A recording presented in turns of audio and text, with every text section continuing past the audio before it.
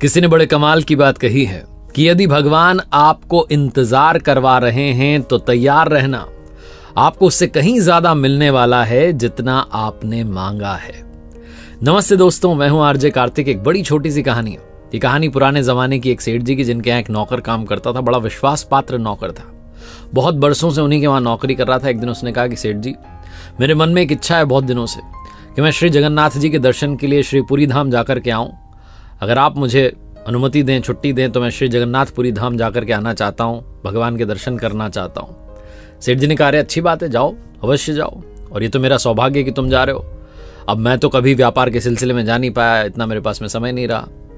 अब तुम जा रहे हो तो मैं तुम्हारे बहाने ही सही दर्शन कर लूंगा। और सुनो, मेरा एक काम करना, ये मेरे 100 रुपये लेकर के जाओ और भगवान के चरणों में चढ़ा देना और मेरी तरफ से जो है उन्हें प्रणाम कहना। नौकर ने कहा, अवश्य, ये काम तो मैं करूंगा ही। सेठ जी ने 100 रुपये दिए, नौकर ने और रुपए अपने पास रख लिए। यात्रा प्रारंभ की। पुराने जमाने की कहानी, तो पैदल पैदल जा रहा था, पैदल यात्रा थी, कई दिन लग गए।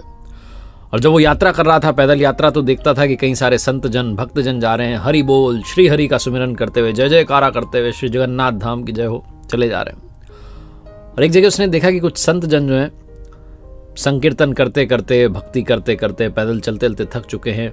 चेहरे से लग रहा था कि काफी दिनों से कुछ खाया नहीं है, भूखे हैं।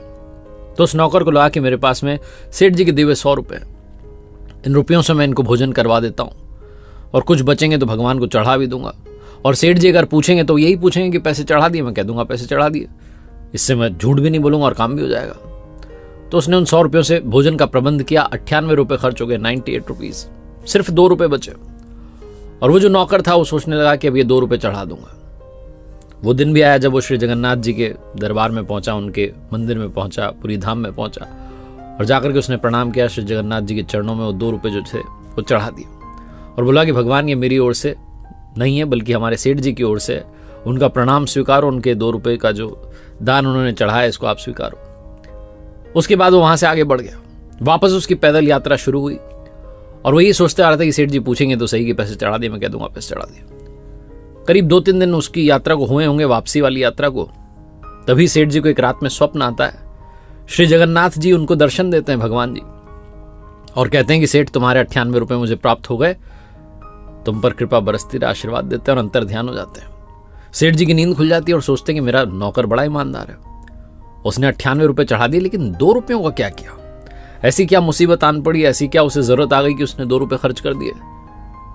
कहीं कुछ उसे चोट तो नहीं लग गई, बीमार तो नहीं लगा? बहुत कुछ उनके दिमाग में चलने लगा। इधर वो जो नौकर था अपनी यात्रा वापस करके जब पहुंचा इनके पास, तो इनको प्रणाम किया, नमस्कार किया, यात्रा के बारे में बताया, बहुत अच्छी रही।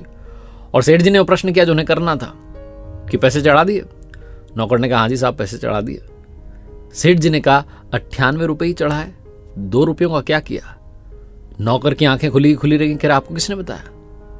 सेठ जी ने कहा, मुझे स्वप्न में श्री जगन्नाथ जी ने दर्शन दिए, भगवान जी ने, और मुझसे कहा कि सेठ, तुम्हारे 98 रुपए प्राप्त हो गए। तुम ये बताओ बेटा, 2 रुपयों का क्या हुआ? सब ठीक तो है? तुम्हें कुछ जरूरत तो नहीं पड़ी? बीमार तो नहीं हो गए थे? उस नौकर ने कहा, सेठ जी, मैंने तो सिर्फ 2 रुपए चढ़ाए थे, 98 रुपयों से तो संतों को, भक्तों को भोजन करवाया था। भगवान ने वो 98 रुपए स्वीकार कर लिए, 2 रुपयों के बारे में आपको नहीं बताया, जबकि मैंने 2 रुपए उनको नगद चढ़ाए थे। सेठ जी ने कहा, तुम्हारे बहाने से ही भगवान ने मुझे दर्शन दिए और हमें सिखाया कि जीव सेवा ही, मानव सेवा ही सबसे बड़ी सेवा है, सबसे बड़ी पूजा है। एक बार फिर से वही बात जो अक्सर कहता हूं, मुस्कान बांटते चलिए, एक दूसरे की मदद करते चलिए, ऊपर वाले की कृपा हमेशा आपके साथ रहेगी। ऊपर वाले के आशीर्वाद के साथ, अपनी मेहनत के साथ, अपनों के प्यार के साथ कर दिखाओ कुछ ऐसा कि दुनिया करना चाहे आपके जैसा। देखते रहिए हर सोमवार सुबह 9:30 बजे मेरे साथ एक नई कहानी, और हर शुक्रवार सुबह 9:30 बजे लर्निंग सीरीज का एक नया वीडियो।